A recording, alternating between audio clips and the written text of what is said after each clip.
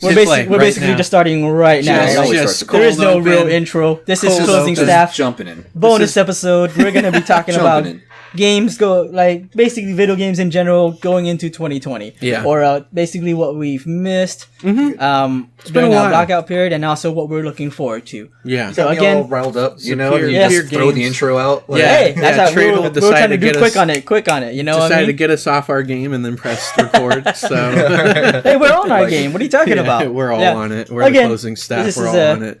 This is Trade Hold. We got Distro over here. Distro, what's up? And Cash Wrap. Cash Wrap, sup? Cash Wrap. So we were actually just talking about Game of the Decade, right? Last of Us. A lot of Game Awards came out in the last, however many months or so. But there were Game Awards during December, so it's just like a month ago. Yeah, right. But I have Last of Us Game of the Decade. You guys agree? I don't agree, but at the same time, I'm not gonna lie. I don't really have anything in mind that would be Game of the Decade. But I like the game. I was gonna say, did you not like Last of Us? I love Last of Us, but Game of the Decade is a big honor. It is a big honor. I don't even remember what I've played in the last decade. Yeah, exactly. So Last of Us would be up there since 2009. I know, that's crazy. Like it's weird to think that was a decade right there. That's a decade. Since 2009, the only thing I can think that can compete up there too, just for mass popularity, if we're not talking PC, Elder Scrolls Skyrim was really good. Mm-hmm. Yeah. That one sold freaking crazy. You have GTA 5. Well, that's the thing is GTA 5 and Elder Scrolls, I feel like had more cross appeal. Because there were people playing Elder Scrolls I never would have thought would have picked up an RPG. Dude, GTA still sells for $60, man. GTA as well. You had non-gamers picking that game up because of what they remember with Vice City and just those who wanted to get in on it. I remember the hype behind GTA 5 was so big. Yeah. And when it finally came out, I think to this day that was probably the biggest launch that I was part of. That line went past the freaking McDonald's we were next to. That line went for big days. Launch. Yeah.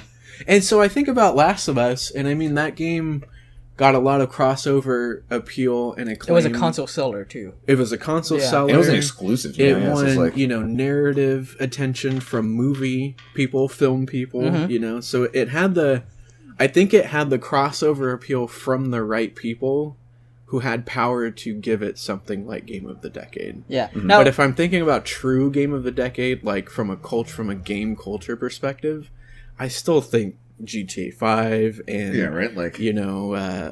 Skyrim and some other games out there. To be honest, any game that got Game of the Decade would have been criticized. It would have been. But I would just say that Last of Us got a whole bunch of criticism for getting it, out of nowhere. Just suddenly people are voicing their opinion. Wow, which is so funny. Exactly, because nobody was complaining. I've never heard any negative stuff about The Last of Us, or someone's just straight bashing. Yeah. I've heard people say that it may not be necessarily their type of game, right? But they thought it was really good. But no one's ever said this was bad. But everyone's just straight said. I'm sure there's people out there, but I've never gotten anyone just been this is trash. This was just garbage. They really vocalized that. Now, I actually have talked to some people, on Twitter about So I've had people ask me my opinion, do you think it's Game of the Decade? And I say, you know what, it's not my Game of the Decade, but again, I don't really have a Game of the Decade. I can't think of anything. Right. I'm not trying to be honest. Yeah. But I thought it was a great game, and I went out and said, you know what, the reason I think it got Game of the Decade is because also it's fresh in people's mind because Last of Us 2 is coming out. Yeah. And they're going back and revisiting the game, and they're focusing on the narrative, and it's not.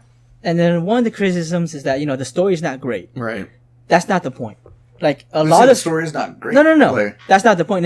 It's the way it's told. Because when you think about any RPG game, if you break it down to the simplest story, just down to very basics, right, it's nothing new. It isn't. It retreads a lot of. It treads of a lot of the same thing. It's just how it's told. Yeah.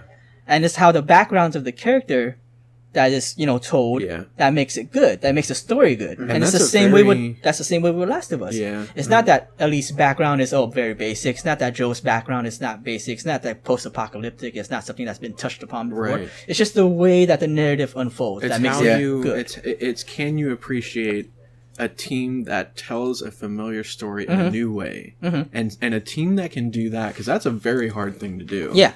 And it's a very hard thing to convince people why they should pay attention to your story when they've heard it before. They've heard it many times before. Yeah. How many zombie, apocalypse, endemic, pandemic type stories have we heard before? I was going to say that, like, especially with The Last of Us, like, I've tried so hard not to describe the game for people. I'm like, just play it. Yeah. Because most of the time I say something that kind of just, like, will take the most, like, cliche, like, you're saying, like, there's this, like, sickness, you know, like, or, like, this, like, virus that's going around. They're like, I've heard that before. I've heard that before. Yeah. But what I appreciate about The Last of Us is, like you were saying, like, the way they did the narrative and the storytelling. Yeah. It's almost like these things were kind of insinuated, like, not what's the word I'm looking for, kind of adding to the world. Right. It felt like you were actually, like, contributing, like, and actually, like, it didn't feel like, oh, I'm playing a zombie game, but the fact that the clickers were there, like, added this element to the game, and it made you feel like this world, like, you're actually immersed in it. Right. Yeah. Like, it was immersing you into, like, their experience. Was, it was, because the objective wasn't like, I'm trying to kill a bunch of stuff. And I think this is what a lot of people are reflecting on when they say the game of the decade.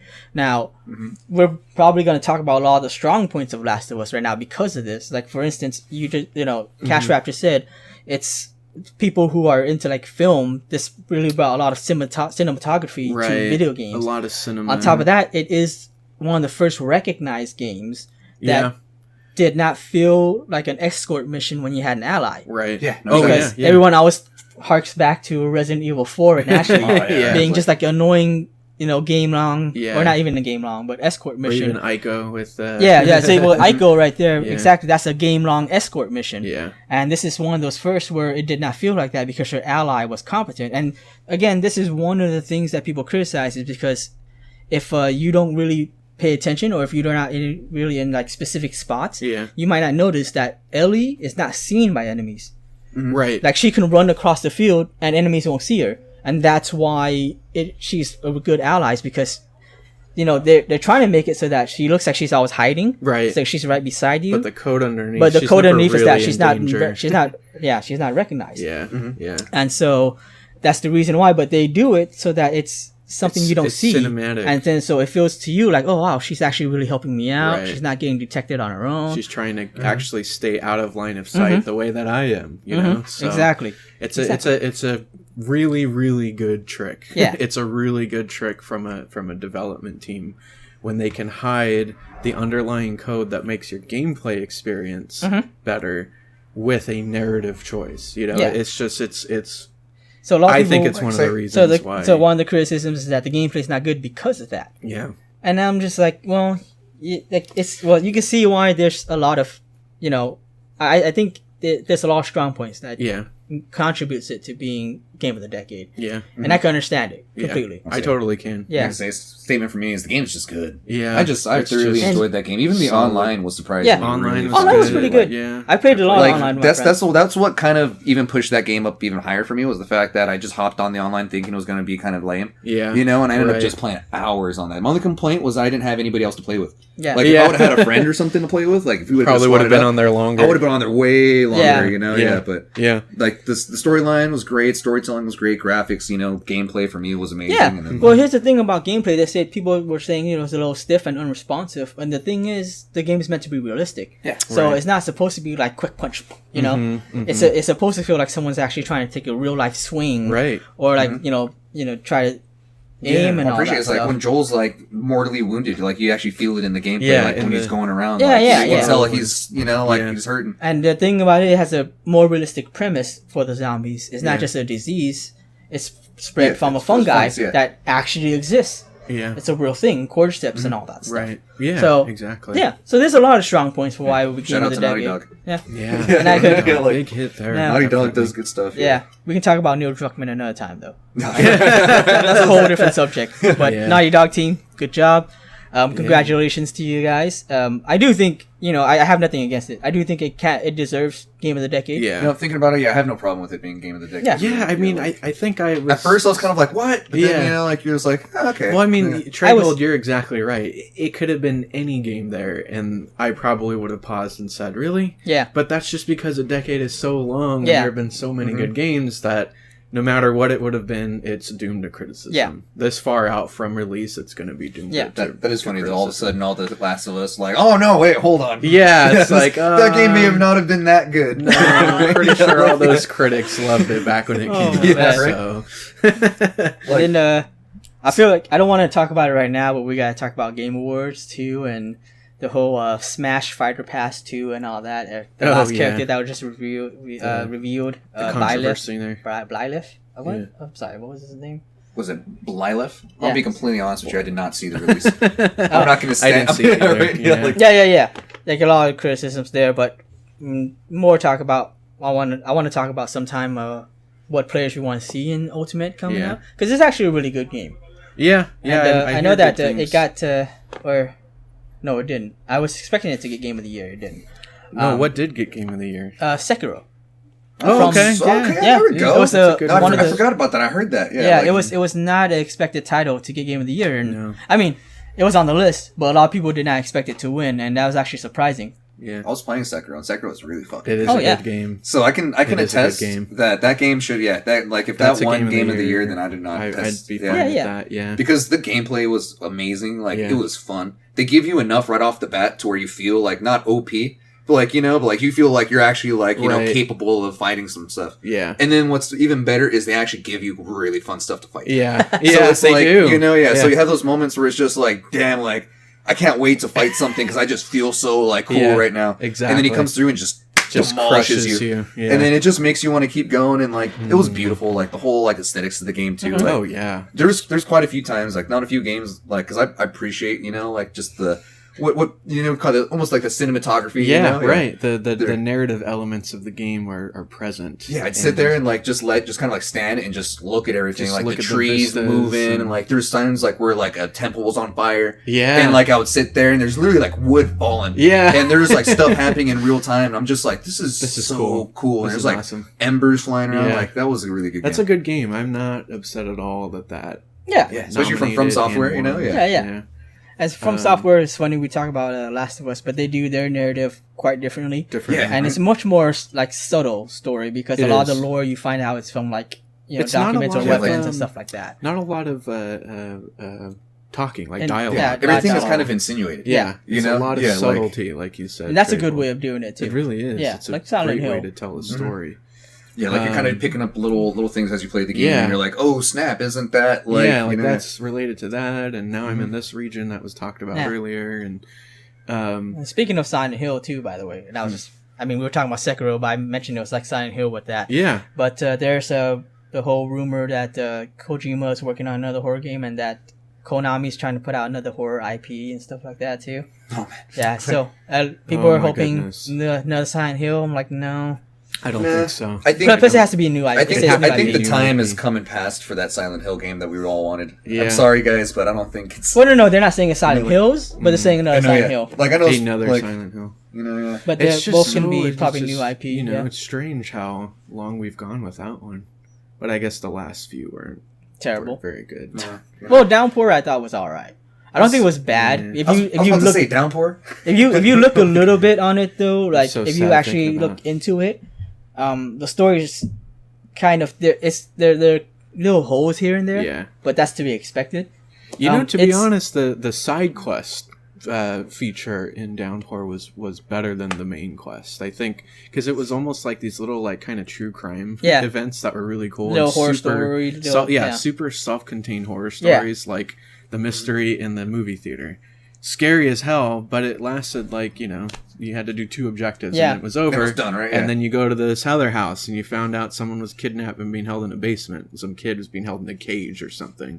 So you solve that mystery, you help that kid's spirit or whatever it is, and then bam, you're finished. And then on to that was the best part about Downpour. Yeah, and I would say at least Downpour is a step up from the games that went before. The ones before, but it's still not quite up there. Not quite up there. But anyways, I don't want to talk about Silent Hill anymore. I'm still upset. I was looking over at Cash Rap, and he's just getting all depressed over here. Yeah, I know. This is killing the good old days. Rip. Killing my thing. I played PT the other day again too. So much promise there, man. There was so much promise there. Yeah, right. It's just oh man, that kills me.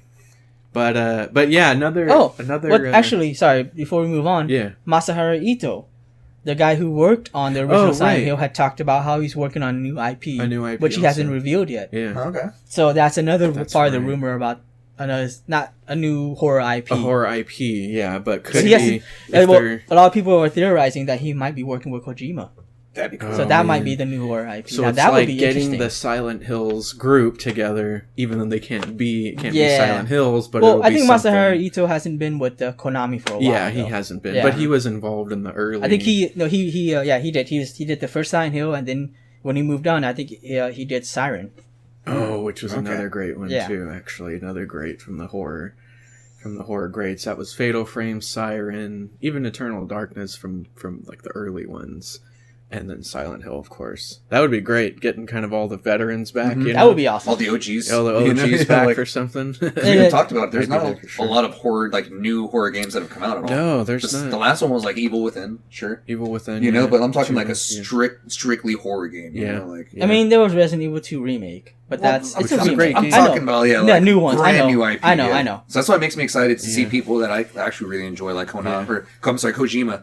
You know, like coming in and like jumping on projects like this. You know the interesting thing about Kojima? Kojima and Masahiro Ito share something in common in that they were not big into horror games when they stepped into. Yeah, like Silent Hills was technically Kojima's first like real or PT I should say. Yeah. trying to make a horror thing, and that turned out great. Masahiro Ito, Silent Hill was his first horror project, and that turned out great. Yeah. So because they have a different perspective because they are not cemented in the horror genre beforehand. So they're bringing new ideas and new, that's what we need. Perspectives. Yeah, exactly.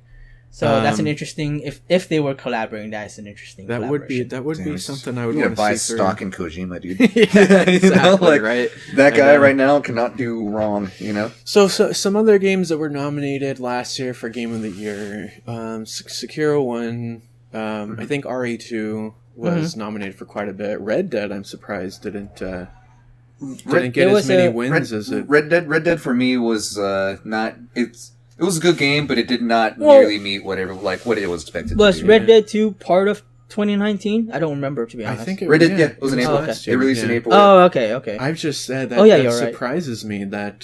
Did it not? I mean, it was nominated everywhere. I was thinking between two games that would win Game of the Year, and I settled on Smash Bros. Ultimate, but there was another game that I thought could have possibly won. Yeah. Can't remember what they are right now, though. Well, I know that I think it was IGN gave their Game of the Year to Control, which is actually something I totally am on board with. That was probably the last big game I finished before 2019. I heard Control was actually a really fun game. Yeah, was one of my favorites. I think it won some categories, and I think it deserves it because it was very under the radar. They showed it off at E3 for a little bit, and then it was just not a lot of marketing. It was off. Like Control's one of those games I think we all saw, and we're like, oh, that looks cool. Yeah. It looks awesome. Yeah. I thoroughly did enjoy that game, though. I think it does deserve. I know a lot of people were saying, how much money did they pay to have it out there? I don't think it actually. I think it deserved the award. Yeah, I think it was just a very well made. Because what was it? Is it Remedy? Yeah, Alan Wake and Quantum Break and all that. Yeah, no, it's Remedy / 505 Games. Yeah. 505 is involved. Yeah, that's right.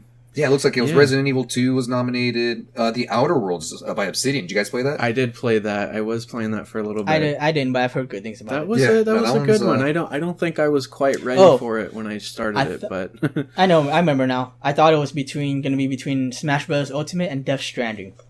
Yeah, Death Stranding didn't get anything, huh? No, it did. Did it? I think it had 2 or 3 awards because there was Matt Milkinson who won his performance award.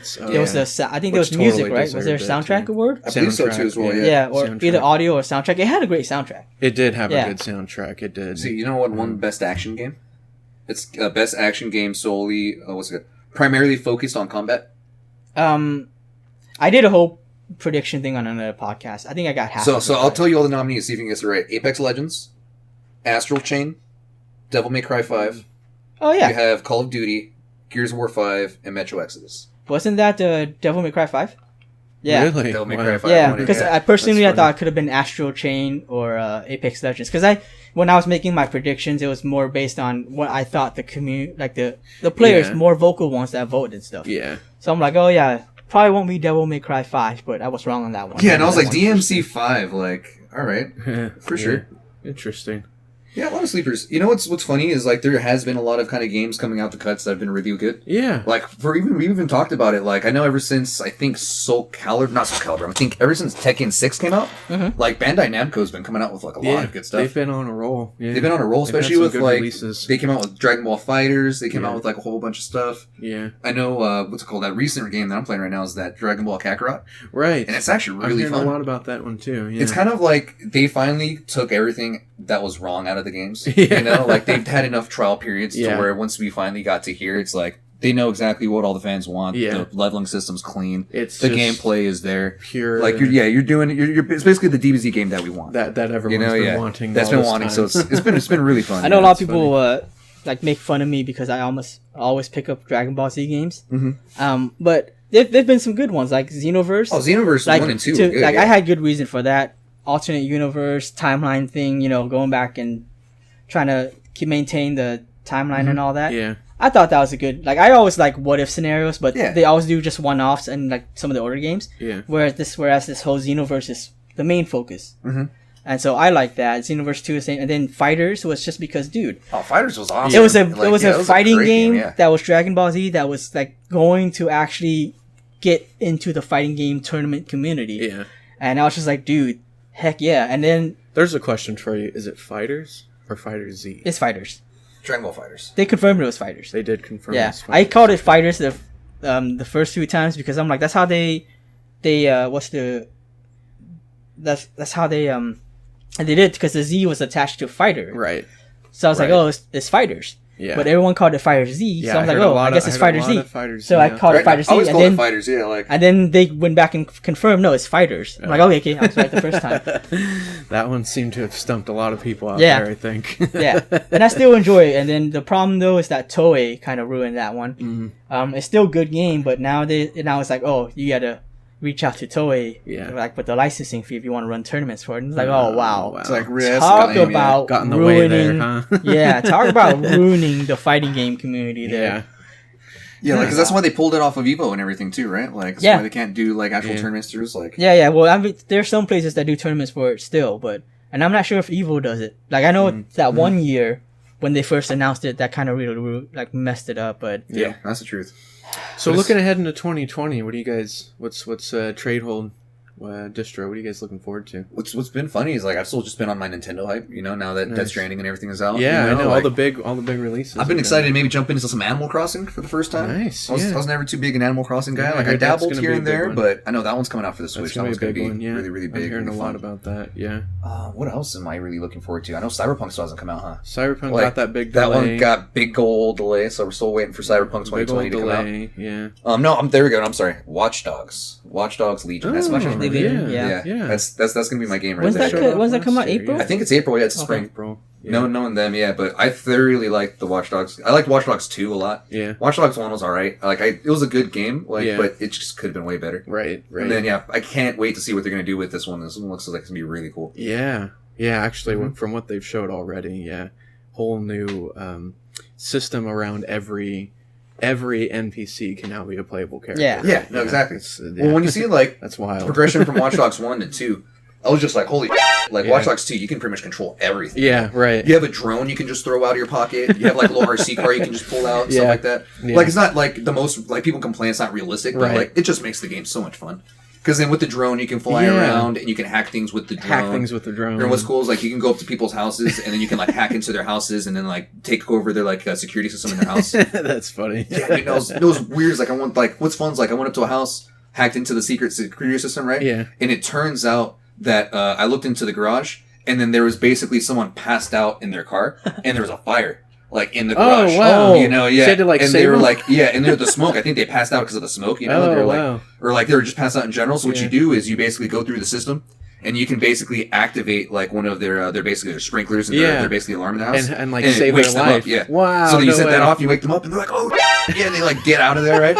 But like it's just little stuff like that's just like if I wouldn't have hacked that specific house, like, that NPC, I would not have seen that NPC. He would have been gone. Yeah, he would have died. But then you see the different stuff like that. Like you'll see this other guy who's like you hack into his house and you see he's talking to a kid on the internet, Like, just, there's like a whole bunch of different stuff that, like, what? I was just like, this game is really getting, like, this is like hitting close to home here, man. This is like real world problems at this point. And then, you see, like, they're talking about, like, giving you even more control over the world. And you say, like, now I can actually take over people and, like, be able to use them as playable characters and stuff. Exactly. It's like, take a step further. Yeah, same thing with, like, I was telling Tradehold, like, I'm still really curious to see how they're really going to implement that. Yeah. And how it's really going to come to fruition, like, when they actually do try it, Because this is super overly ambitious. Yeah, it is really very, very But if they pull it off, fantastic. That could be a like really it was big that was step. that was like one of those reviews that was like I did not expect to be into because I wasn't super into Watch Dogs. I was hyped the first time they showed off the game, but then as it got closer and I saw more, I'm like, I'm pulling back on this a little bit. And then when they showed off Legion, I was just like, oh, this is cool. Once they showed off all the NPCs and especially that grandma, I was like, sold. The grandma demo. That was awesome. Yeah, that's probably going to be the game I'm looking forward to. I think. Because just the sheer amount of content that game had, I was just like, I didn't even play the main story like for a long time. I realized like, I need to jump back on that. On that one, yeah. Tradehold, you got any big games this year that you're looking at? Not. Well, I would say there was quite a few. Some of which I've played, but they're like re-releasing stuff. Like there's Persona 5 Royal coming out.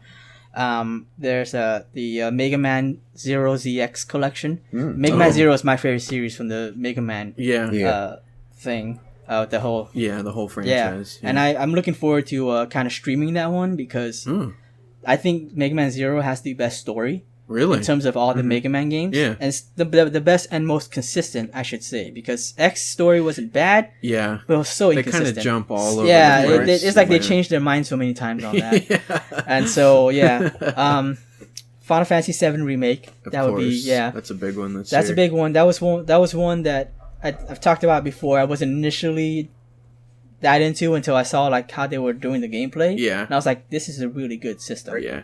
Didn't that get delayed as well, just a little bit? Yes, 1 month. Like about 1 month? Because they said they're just polishing it? Yeah. Like it's not so much anything bad, it's just to kind of finish it up, It's only by 1 month. Yeah. Not a big deal. Yeah. And then, what else is there? There's, see, you mentioned already this Cyberpunk, Last of Us 2. I guess I'm not really looking for that much for the Last of Us 2. Yeah. Resident Evil 3 remake. I pre-ordered. That trailer was pretty cool. Yeah. I pre-ordered the collector's edition. I'm still iffy about it. Oh, really? I did it just in case. But unless you get like a freaking Nemesis statue, like I'm not down. Yeah, right. That would be awesome. That'd been badass. That's what I want. Like, I just want Nemesis, or even like him in like the freaking like the case, like his pod, like his little chamber. Yeah, that would be cool. But yeah, I mean, I have more of like what I think is coming out in 2020. Yeah, ideas, but I'll go into that after. Yeah, that's the thing. I mean, there's it's still early. E3, which I know Sony's also just said they're not going to be there. But I mean, usually we get a lot of big reveals at that time. So it's just kind of going off of last year's reveals. But Cyberpunk's probably my number one. Even though I'm not really super looking forward to it, I think of everything coming out. Like I'm curious. I'll be honest. Cyberpunk, when they first showed it off, the short trailer, with the mechanized like spider lady, that was more interesting to me. Once they actually showed off more of the game, I just felt like, and the whole Keanu review. I mean, the Keanu Reeves is actually Keanu came out. Did that get you? Hey, I had no problem with the Keanu. I'm just saying that I kind of lost interest as it was more information was reviewing. Not to say that it's not going to be a great game. Yeah, I'm sure it's probably going to be contender for Game of the Year. Probably. I'm just curious to see how freaking CD Projekt Red's going to follow up Witcher 3. Yeah, I think that's especially with how much Witcher 3 did, like how well it did, how much people are talking about it. How much people are still talking about it. Like this is CD Projekt Red really like their next. This is their follow up. And then on top of that, the Witcher Netflix series is actually doing so well. Yeah, exactly. Well too, so it's like CD Projekt Red has a really big job to do this. Yeah, they have to follow up. Like I'm sure they know that though. I'm sure they know that. I'm sure they're very well aware of. Like the gameplay to Cyberpunk 2077 looks really good. Yeah, no doubt there. It does look good. The thing too is I trust CD Projekt Red. Like they're one of the few developers where it's like I know they care about the game. Yeah, they do. They're very passionate about their stuff. That me not being as hyped about it doesn't mean anything. Exactly. It just means it's just my personal thing. I think. I do agree. The hype isn't as much on that one. It's just the premise of it lost my interest just a little bit. That's all. Yeah, and I'm I think for me too that delay maybe subconsciously kind of told me like, all right, well I guess I don't have to get hyped for that one right now. Just yet, right? I have a few more months to to enjoy these other games. Other ones coming out. I was gonna say Darksiders Genesis. I'm a big Darksiders. It came out on PC already though. It did, yeah. It's out, right? We'll say Tradehold called it a few pods ago. He did, yeah. When he called the reveal, that's right, yeah. So like the following days, we were just like, wait, weren't we just talking about this? We were just talking about this one, yeah. I was like, and then there it is. Called it. He got his prediction correct here on Opening Staff podcast. Closing Staff. Sorry, we don't like them. Sorry, we're the opening team. It's okay to be opening podcast, right? We're OP. We're OP right there. Yeah, exactly. Anyways. Is that Halo game coming out this year too, or is that pushed to next year? Halo Legends. Halo Infinite? Or is it? I think it is Infinite. It's the one where it's just Chief on the cover, Infinite, right? with his helmet. Is it Infinite? I think it's Infinite. 6?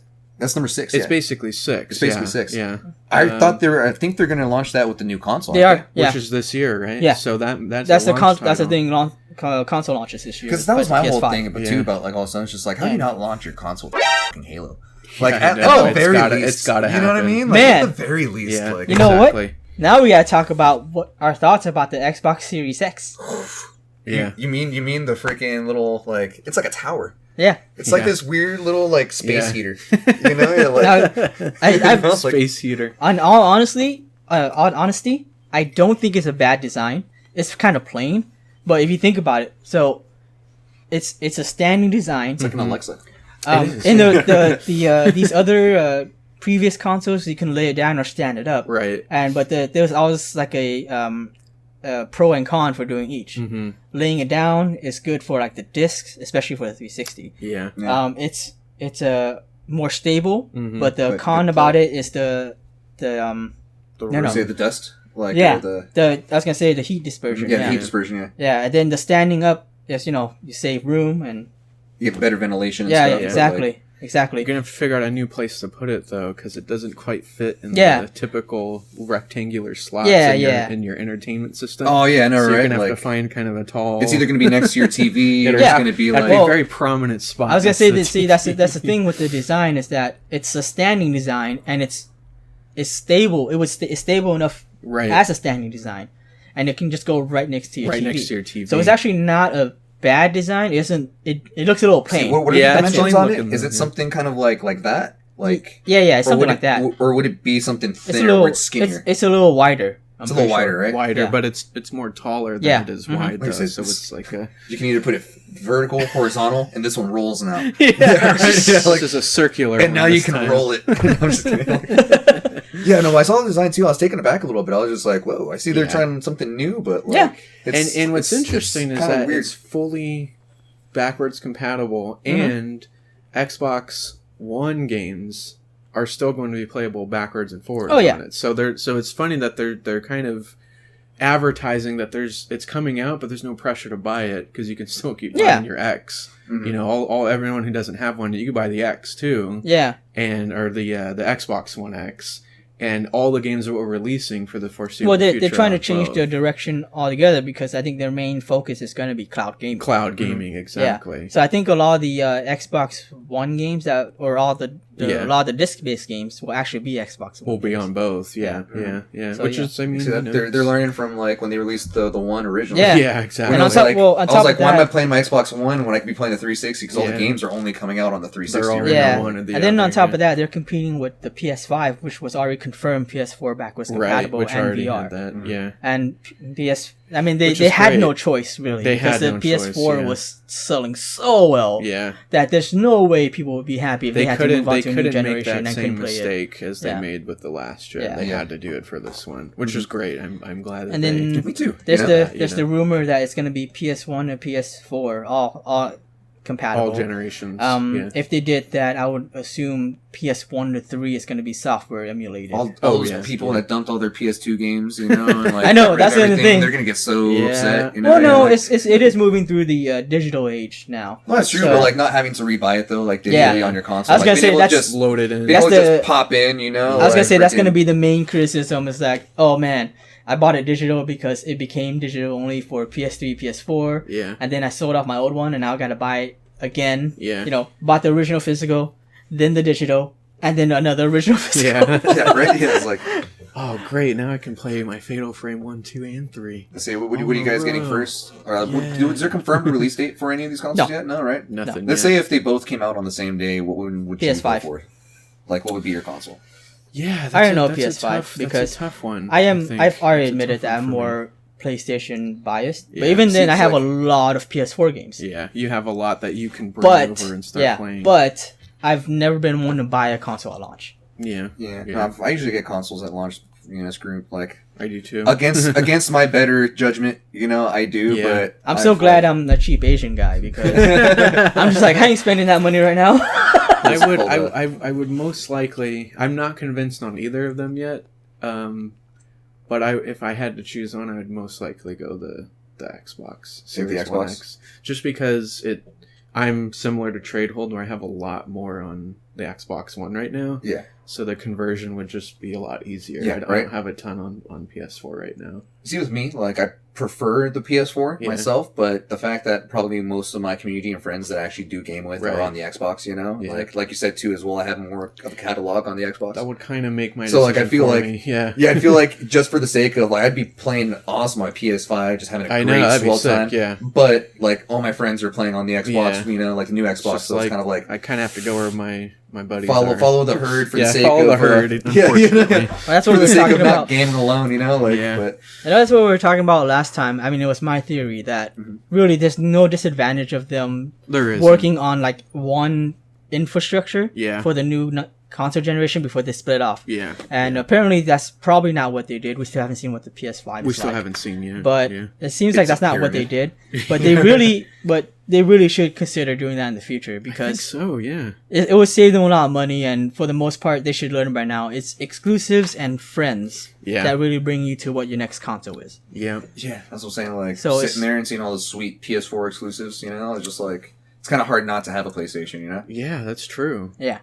But even with wasn't Microsoft the ones that said that exclusives hurt the industry? Mm-hmm.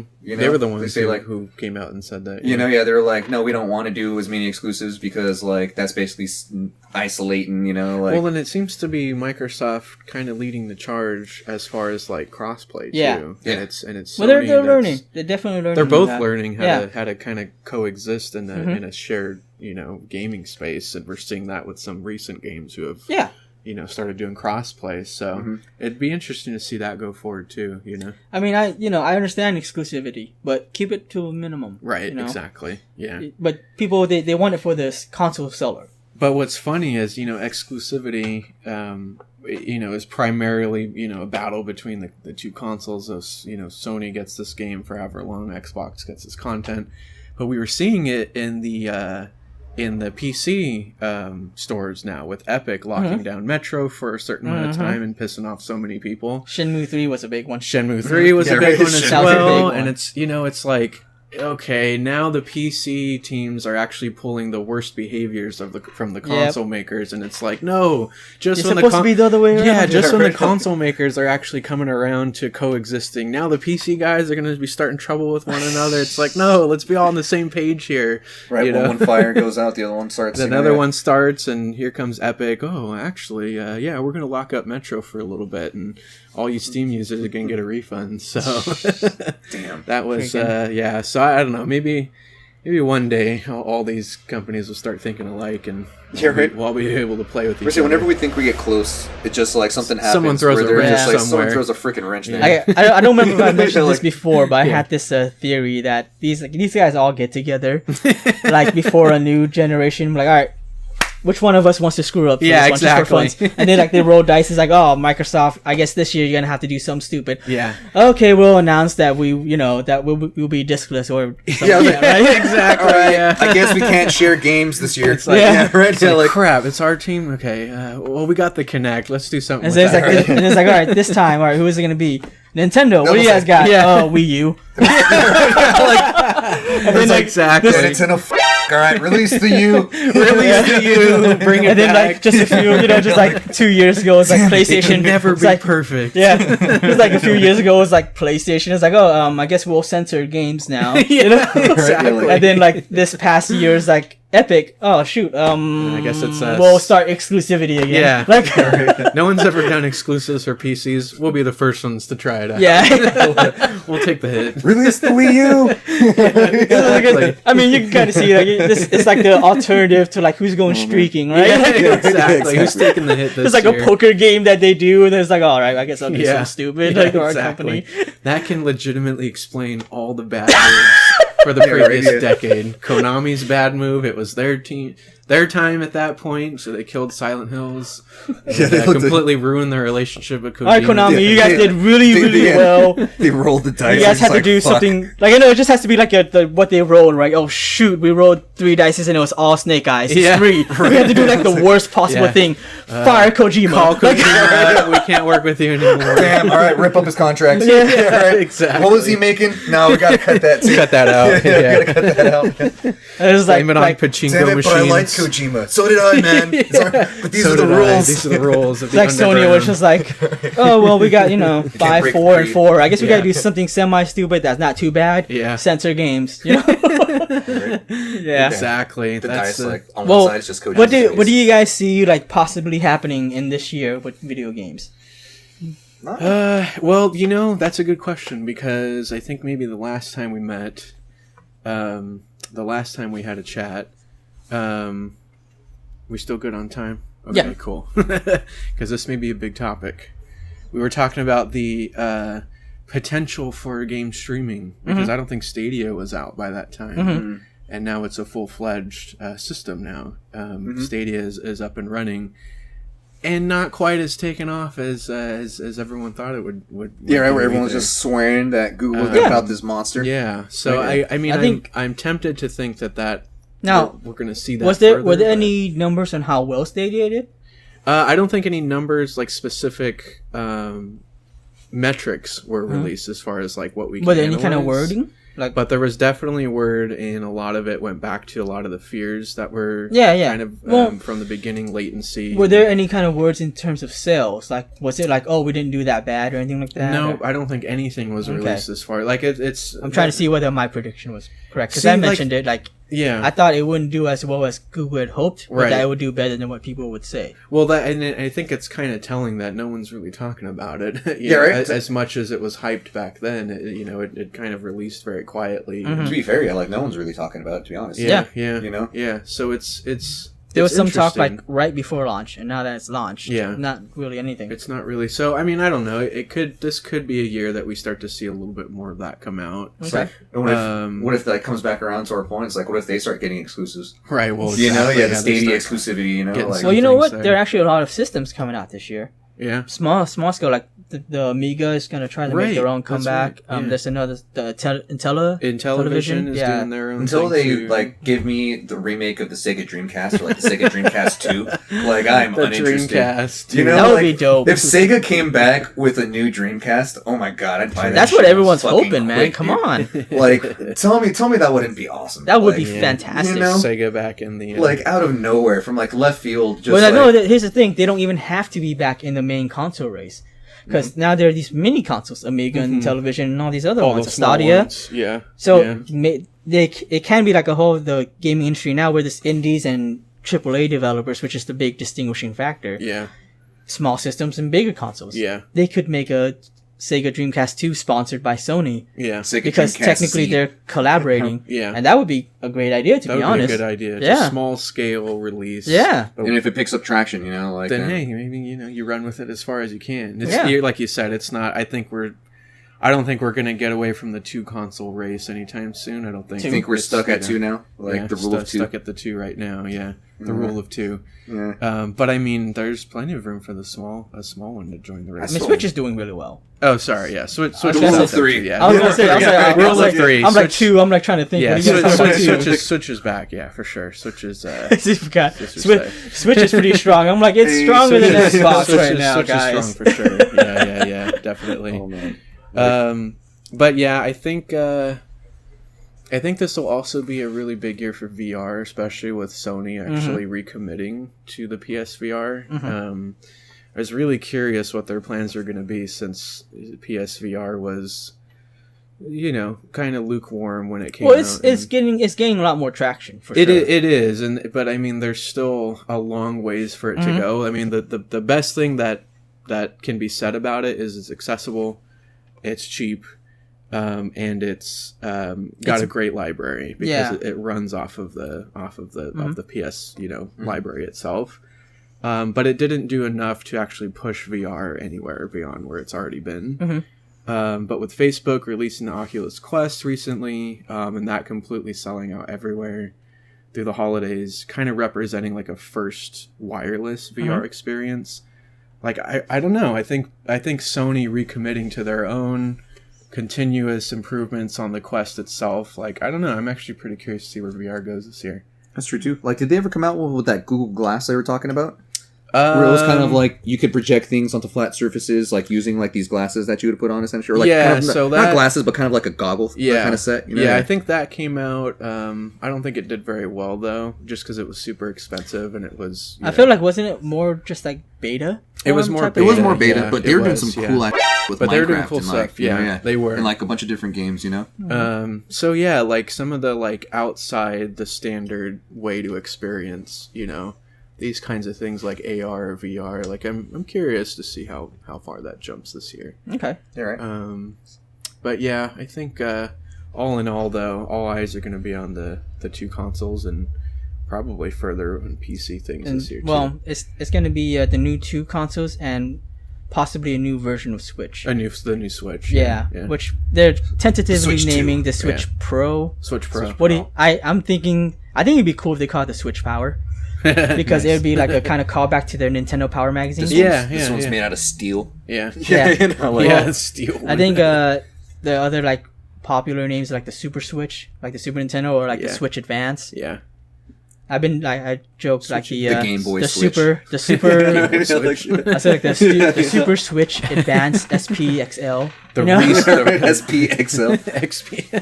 That's funny. The re-switch. What I'd like to see from this gaming like 2020, you know, like in gaming just in general, is just another brand new IP. You know, like something brand spanking like a new, knockout. You know, yeah, like that's gonna come out of nowhere, like left field. But I've always been talking about it, like kind of with all these, with all these like games out and all that stuff. It kind of does feel like it's kind of not necessarily rehashes or anything like kind of like movies, but I'm still waiting for there to be that one game that kind of sets the tone again. Because when the Xbox came out, they came out with Halo. Right. And now we're on how many Halos down? Exactly. 6. There hasn't, or like, you know, then Gears of War, you know, Gears of War came out. Gears of War is a staple, like one of those games. Through and through. You know, even going through like PlayStation, you know, you have like games like God of War, you know, like all God these, of War. you know, like all these games that are really going to pick up, you know, go through we like. really haven't, I mean, I would and say. When the Xbox One came out, they didn't have like, let's say that one game that defined that console, you know, like specific. They're still going off the hype of. They're hype, running with the old, like, and especially with like PlayStation 2, they're coming up with new exclusives and they're introducing with all these new characters like Joel and like all these different people and stuff like that. Sure, but I feel like none of them have really kind of like there has been no like kind of like defined that know like console. Like that's the thing with Xbox One. Again, you were just saying they don't really have anything that defined it. When it comes to the PlayStation, they really have never had anything that like they had a lot of great IPs. But like if you try to think, you know, what is the PlayStation mascot? Right. There is none. Like you can't think of because even then too is like my main thing about like PlayStation is they were the ones that are like, or even like a game like let's say Call of Duty that came out of nowhere and is still like going on like this crazy trend, you know. And I usually play that game like on my PlayStation and stuff like that, you know, like you would like PlayStation gives you the opportunity to play these like brand new AI like IPs and stuff. Well, I think maybe not necessarily if it's a mascot, but still something that kind of just like it seems changes like the game. Yeah, that's what it does. Changes it the game, changes. It changes your perception on what a game can do for you. So Halo came out at a time where we were starting to understand what it meant to play with other people, like competitively. So to have a first-person shooter that harkened back to the best mechanics from like Doom or Quake or, you know, old school FPSs, but to modernize it, to make it accessible on a console, not just a PC, and to actually run with like a LAN setup that was easy to do. Like, that came out at a perfect time, and that's why I think that had the staying power. Gears of War pushed it further when it brought it online and actually brought, like, the two-person mentality. Yeah, exactly, like a co-op, you know, like everything, too, like... So, I mean, the only game that I know of recently that has really redefined how we play or watch games is Fortnite. That's the only game. That's true too. As far as like kind of and Apex now too. And Apex now, Yeah. like Fortnite really led the way. Well, the thing is, I think Apex was already in development too. Already in, exactly. Yeah, so it just kind of pushed it further. Fortnite just had the luxury of being first on the scene, and obviously the streamer culture got a hold of it, and then but even even further back than that, I think the groundwork was definitely laid from Counter-Strike and Overwatch and League of Legends. Yeah, like all these games. Yeah. So like to see a game come out in time for these new consoles that changes how we experience video games, either as a player or as a spectator. Like I can't see that far. It's like it's the thing tough is, to I feel like anticipate. that's what they're trying to do with both of these consoles. Yeah. Because the thing is, PlayStation has the VR. And I feel like they're trying to create that experience, that brand new experience for them. Yeah. And then Xbox is trying to do cloud gaming. That brand new experience where it's going to be a lot of cloud. And I think Halo Infinite is that one. Halo Infinite can be that game. With that. Yeah. I'm just looking for like that one new IP that's just going to appeal to the masses and just kind of just take off. Just take off because like I said, PlayStation's doing really great. You know, like you could argue Last of Us for sure. Yeah. But like to say it's an exclusive. It is an exclusive, but like. I'm trying to think like what would be the next really big game. I think what would be like completely breaking like hype and completely upending the perception of what to expect from a game is whatever's announced as a launch title. If they were to say that it's 100% playable and cross-play across both of those systems, that would be a game changer. That would be another Halo. That would be another Fortnite. That would be another... And if the game was really good with solid characters that you can relate, there you go. Like something like that. Where something like that where it changes more than how I'm going to be playing this game. Yeah. It changes the community and the culture of how I'm going to be playing it too. Like it would take something on that level to make another Halo or another Gears, like for it to still kind of hit the same way those did, right? Mm-hmm. Yeah, and I don't know if we'll get that. Gaming is so. I feel like that could be. Place.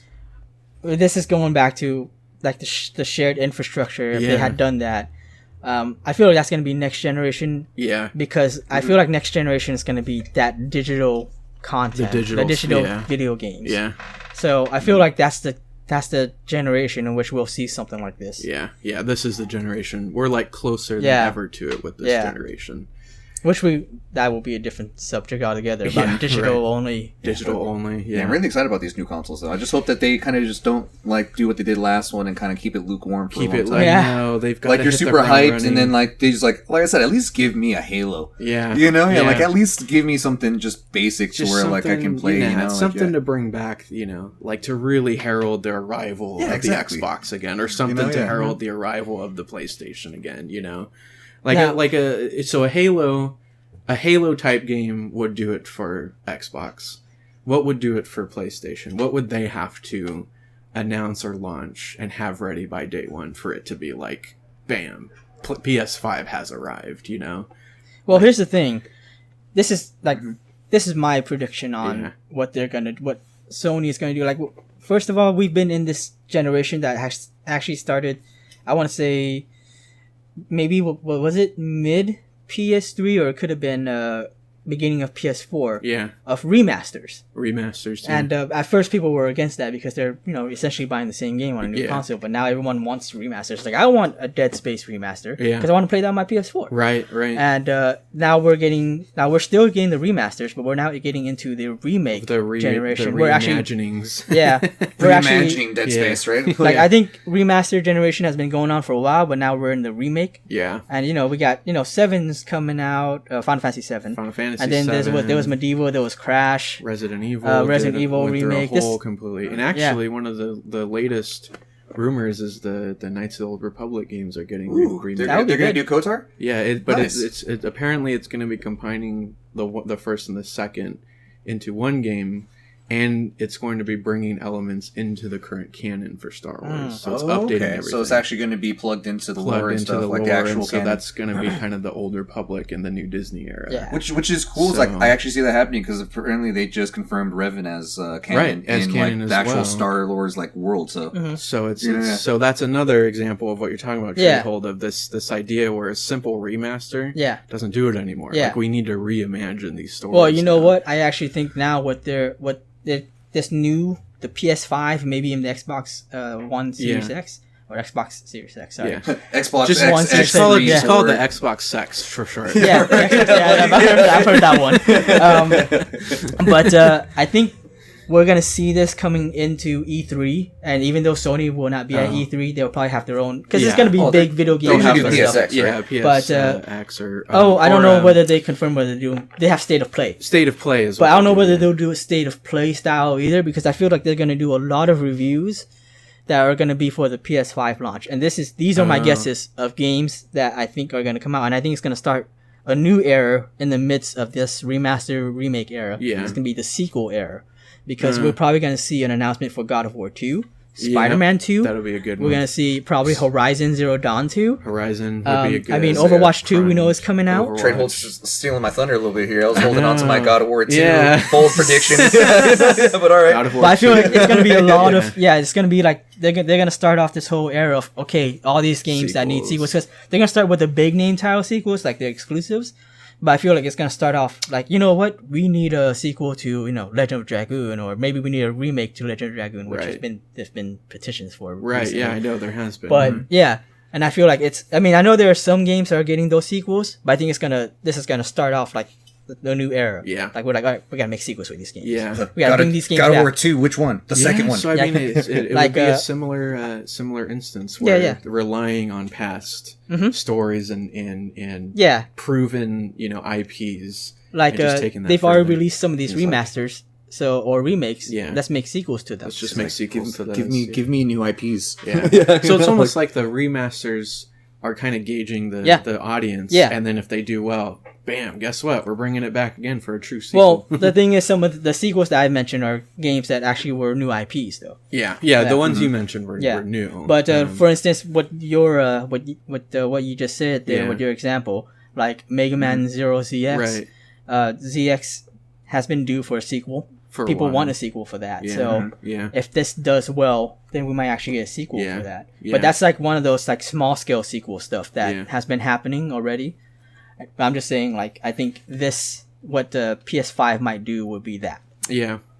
We'll be starting that off. Like, it's interesting to think about, like, where each one is going to come out, at, because it kind of leaves the door wide open for Nintendo, because their lineup is just reaching, the potential of what they can do. Well, they still have Breath of the Wild 2 coming out. Breath of the Wild. There you go. And, that's a good... I was going to mention that. You got it. There you go. The one I'm completely waiting for, it'll probably be the game that gets me to finally buy a Switch is the Metroid information. I need more info on what that is. They just keep... It's like a carrot on a freaking It really string, is. Dude. They keep showing... they just... we're making it, but nothing. And then the next year, we're making it, and here's the logo, but nothing else. And then, so I hope like, how do we appease the Metroid fans? Yeah, Let's just give them the logo. How do we do that? Okay, that suffices. Yeah. And then there's that rumor of The Order getting a sequel. The Order, bring that back. So if The Order didn't get delayed as freaking into oblivion like it did, like it probably would have done way better. It would have, because it's not supposed to be like your full on like fledged game. It's supposed to be a launch title. Yeah, like just your quick show what the console can do. Right. And I was telling everybody too, like it kind of like they got boned on a sequel. Yeah, where I felt like that premise, that gameplay, and that story could have done really good if they made a sequel, like an actual full on Order sequel. Like a good, like you said, good original space and environment and characters. They could have taken that pretty far, I think. Yeah, exactly. But I don't know if we'll ever see. Or you said there is. Yeah, there's a rumor that it's actually they're gonna announce the Order sequel. I think it deserves another shot. Yeah, a good world, man. Yeah. Yeah, the lore was good. The graphics were like amazing. Yeah, and just that era. I remember playing that demo when we were at GameStop. Yeah, right when it came out. Yeah. That was I was making the joke that they should have made a new article. It says "The Order." Like, what was it? 1880 sexy. Yeah, that was missed opportunity there, I think. But But yeah, that's yeah, that'd be a fun one. I'd be on that. Yeah, I can get behind that. I'd one. give it a shot. Again. Yeah, why not? All right. But yeah, Well. I guess that's games going into 2020. We're close to hitting the time, so There we go. Nice. we're actually we're I was going to make some bold predictions, but I guess my bold predictions aren't too bold. Yeah. Well, God of War sequel, Horizon Zero Dawn sequel. Apparently, those are already. No, I'm just kidding. Yeah, Trade Holder Spider-Man. that it's not just you who's Yeah. making those predictions; it's everybody. That's everybody. Yeah, it's everybody. But I'm just saying, I think it's going to be all at the I same bet time. you they're working on that God of War sequel right now. Yeah, no, I think they're about that ready is to. Hard I think they're actually under. ready to probably release it for PS5. Yeah, especially keep it on the down Guerrilla, low. Guerrilla Games made Horizon Zero Dawn. Yeah, Horizon Zero. What's, exactly. what's this I So, hear I could see them about doing that. Rocksteady's game getting revealed soon? Oh yeah, that's But true. Rocksteady's making a new game? Yeah, No, where no, am I they've hearing been about working that? one on a while, but Oh, they no. wouldn't announce what the IP So was. the Rocksteady game they've Yeah. been working on, okay. Yeah. And I've been hoping it's a Spawn game, but there's no indication of what they're working on. It could be because, Todd McFarlane's doing a lot for Yeah, Spawn right now. I There's know. new movies coming out. Yeah, They just exactly. put him in Mortal Kombat. But in Mortal Kombat. And then, before my very first prediction was Ninja Turtles because they Yeah. need a really good, like, That'd be more cool. mature rated game. Ninja Turtles were in That Mortal Kombat too. Yeah, the, I know. the IP that everyone automatically goes to Superman, right? Like that's Yeah, the because- one yeah. that's like the automatic assumption because Batman. Give me like Yeah. Turtles in Time remastered. they did remaster Turtles in time Did they? for the Xbox What Arcade. about a reimagining? Reimagining. Yeah, like, since we're talking about reimagining, reimagined Turtles in Time. I actually, Full 3D model. I actually That would like be the, great. I actually like the world. original. Open world. Yeah, right. I actually like the original Ninja Turtle. It's hard, but I liked it. It's just different. It wasn't beat 'em up and all that. So. Oh, that would be great. But Oh, yeah. That's my bold prediction. Turtles in Time. Turtles in Time is Or 2020. remaster. You heard it here first on the closing staff podcast. hey, you heard a lot of things first on the Closing Staff Yeah, podcast, Closing Staff. like this betting that they do. Yeah, right. Like, Just stupid ideas. Yeah, exactly. We gave you a glimpse into the behind the doors wheel and dealing that these companies do. right. But yeah, until next time, guys. This was fun. Yeah, That's definitely nice bonus After- episode. It's good to be back. Yeah, that's what It is gonna be See, you said it before I did. You just stole my thunder there. Yeah. We're still in thunder everywhere. We're stealing thunder. Yeah. Closing staff, stealing thunder, left and right. There we go. All right, guys. Thanks for listening Signing to us. off. Closing the gates Closing again. the No, gates, the gates get are out. already closed. This is a bonus episode. Exactly. So Yeah. this is just Stop us saying that. staring at If our. you're standing went outside, through the leave us window. alone. We're not Yeah. opening back up. Yeah, we're not The- opening up. Yeah, It's the not- register's already closed. The POS is shut down. Yeah. We're not doing any more transactions. I don't care what your clock says. My clock says closed. Yeah.